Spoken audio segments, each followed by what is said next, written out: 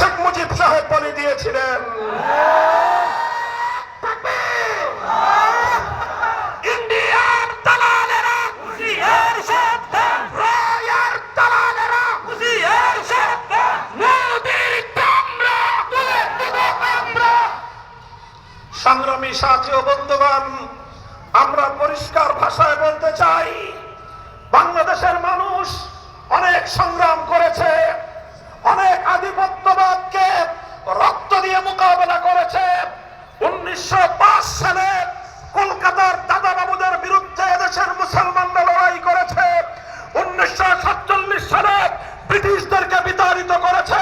1971-এ খান পাঠানদেরকে বিতাড়িত করেছে। এদেশের মানুষ একটি স্বাধীন মুসলিম জাতিসত্তা গঠন করতে চেয়েছে। দুর্ভাগ্যের বিষয়, এভাবেই 71-এর মুক্তিযুদ্ধের চেতনাকে ছিনতাই করে 72-এর ভেজাল মুক্তিযুদ্ধের চেতনা বাংলাদেশে বাস্তবায়ন করার চেষ্টা করা হয়েছে। এরপরের ইতিহাস ধান্দাবাজির ইতিহাস, এরপরের ইতিহাস প্রতারণার ইতিহাস, এরপরের ইতিহাস বাংলাদেশের মানুষের সঙ্গে 71-এর মুক্তিযুদ্ধের চেতনার নাম করে 72-এর ভারতীয় দালালির চেতনাকে বিক্রি করবার ইতিহাস।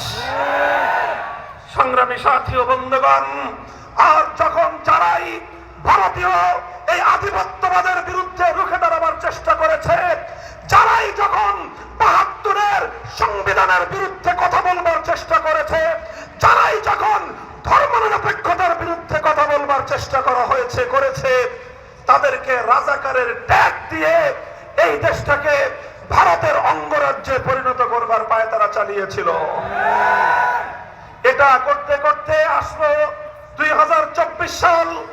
2024 সালে এদেশের ছাত্র জনতা ফুঁসে উঠল, বৈষম্যের বিরুদ্ধে তারা স্লোগান তুলল। এদেশের ছাত্র জনতা মেধার ভিত্তিতে একটি দেশ গড়বার জন্য তারা রাজপথে কোটি কোটি আমাদের সন্তানেরা স্কুল, কলেজ, ইউনিভার্সিটি, আলিয়া মাদ্রাসা, কওমি মাদ্রাসা থেকে সকল ছাত্ররা বিভেদের সকল দেয়াল ভেঙ্গে গুড়িয়ে দিয়ে রাজপথে সারিবদ্ধভাবে তারা দাঁড়িয়ে গিয়েছিল। 4 কোটি ছাত্র জনতা তারা দাবি উত্থাপন করলো, বাংলাদেশের মানুষ বাংলাদেশের রাজনীতি করতে চায়। বাংলাদেশের মানুষ পিন্ডির রাজনীতিও চায় না। বাংলাদেশের মানুষ দিল্লির আধিপত্যবাদ চায় না। বাংলাদেশের মানুষ পিকিং মতো মস্কোর আধিপত্য দেখতে চায় না। বাংলাদেশের মানুষ বাংলাদেশে ওয়াশিংটনের খবরদারিও বরদাস্ত করতে চায় না। সংগ্রামী সাথী ও বন্ধুগণ, এভাবেই যখন আমাদের ছাত্ররা আধিপত্যবাদের বিরুদ্ধে স্লোগান তুলল, আমাদের সন্তানেরা যখন এভাবেই বৈষম্যের বিরুদ্ধে সংগ্রাম করলো, আমাদের সন্তানরা যখন কোটার নামে ভারতীয় দালালদেরকে বাংলাদেশের প্রশাসনে প্রবিষ্ট করবার এই একদলীয় বাকশালী সিদ্ধান্তের বিরুদ্ধে যখন তারা রুখে দাঁড়ানো, তখন ফ্যাসিবাদের জননী, যুগের লেডি ফেরাউন, ইতিহাসের বর্বরতম জঘন্যতম খুনি শাসক শেখ হাসিনা আমার 4 কোটি সন্তানকে, এদেশের ছাত্র জনতাদেরকে রাজাকারের বাচ্চা বলে গালি দিয়েছিল। সংগ্রামী সাথী ও বন্ধুগণ, এরপরের ইতিহাস এদেশের মানুষ জানে। প্রতিটি শিক্ষাঙ্গন থেকে, প্রতিটি স্কুল, কলেজ, ইউনিভার্সিটি থেকে আমাদের ছেলেরা, আমাদের মেয়েরা রাতের অন্ধকারে তারা স্লোগান তুলেছিল, অধিকার চাইলে যদি রাজাকার হতে হয়, বৈষম্যের বিরুদ্ধে কথা বললে যদি রাজাকার হতে হয়, মেধার ভিত্তিতে নিজের দেশ গড়বার দাবি উত্থাপন করলে যদি রাজাকার হতে হয়, দেশকে ভালোবাসলে যদি রাজাকার হতে হয়, আমাদের সন্তানেরা আত্মাভিমানী স্লোগান তুলেছিল সেদিন, আমি কে তুমি কে।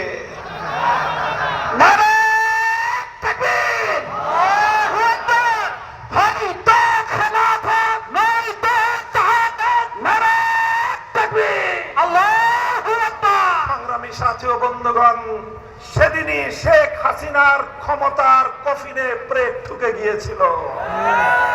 4 কোটি ছাত্র জনতা যেদিন এই রাজাকারী ট্যাগ লাগানোর শেখ হাসিনা এবং তার আওয়ামী বাকশালী রাজনীতির এই পুরনো বয়ানকে প্রত্যাখ্যান করেছে, সেদিনই প্রকৃত অর্থে শেখ হাসিনার পতন নিশ্চিত হয়েছিল।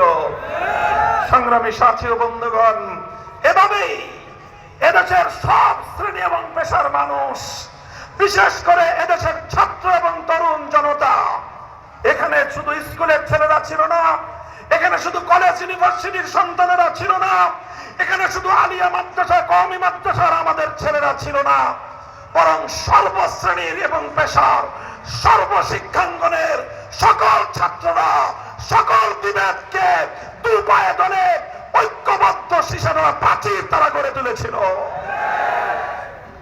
আর সেই শিশাডালা প্রাচীরের সামনে মাথা নত করেছিল ভারতীয় আধিপত্যবাদের গোলাম, দিল্লির সেবাদাসী, দিল্লির কৃতদাসী শেখ হাসিনার বাকশালী শাসন ব্যবস্থা।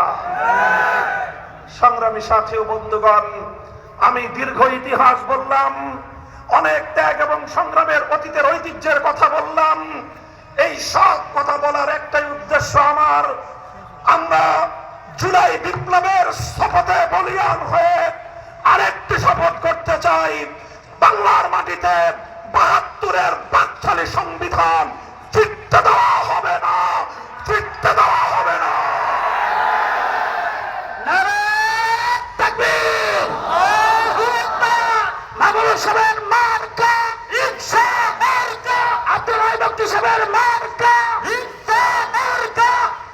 সংগ্রামী সাথী ও বন্ধুগণ, ইতিপূর্বে আমাদের মহাসচিব সাহেব সহ আমাদের কেন্দ্রীয় নেতৃবৃন্দ জুলাই সনদের কথা বলেছে।